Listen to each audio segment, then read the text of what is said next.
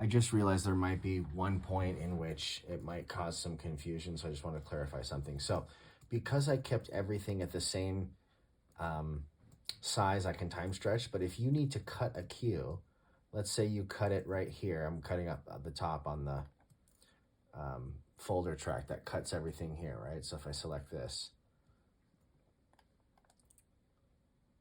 and then you time stretch this, wow, it's this sweet, so it's large. And then you time stretch this. Once again, you'll always have the click time stretched with it so that it maintains its relation. But then let's say you have to do some like kind of convenient, this one comes a little bit over the bar line to make sure that it catches the MIDI, let's say, or even just the audio to make it sound correct. If you have different values where one starts a little bit earlier, one starts a little bit later, you wouldn't be able to time stretch that again because that'll put things out of time. So what you can do is there's this little trick where, let's say you have this piece of audio right here. Actually, let me just do this here. Let's say you have this piece of audio and they're at different lengths, right? And you want to get them back to their full length.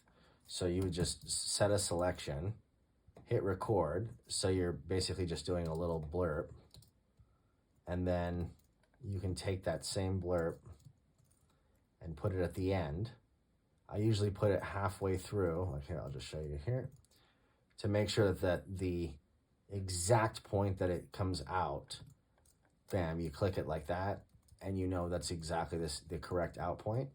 Then you take the exact selection that has basically an anchor at the beginning and end, and you go audio, bounce selection, replace yes. And then it just reconsolidates it to the exact same size. So I don't know if you're going to run into a situation where that happens. Jake ran into a few. Sometimes it's like, to make this work, this edit work, it's so much easier to like, on a smaller cue, just duplicate the tracks and you can have an A and a B so that you don't have to fudge, if the MIDI isn't hitting exactly on the downbeat. Also, if it's sounding good and the MIDI gets cut off a note, but you don't get slaved down in a minutia of making a bar line happen, cut the MIDI. Totally fine. I'll plug in an extra note, whatever. I mean, if you can save it, that's great. And if it's just a tiny little bit off, maybe just, shift the MIDI note so we don't lose it. But if you need to just make a quick cut on the bar line and we lose the MIDI note, no problem.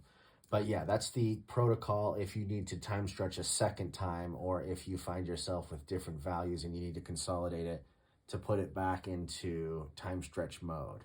And then wherever you put those anchors, you're going to drag the MIDI like past the anchor, and then cut on locator 1, cut on locator 2, so that it's exactly the same mathematically. Cool, man. That's probably too much information, but just wanted you to have everything. And thanks a billion again for doing this. Really appreciate it.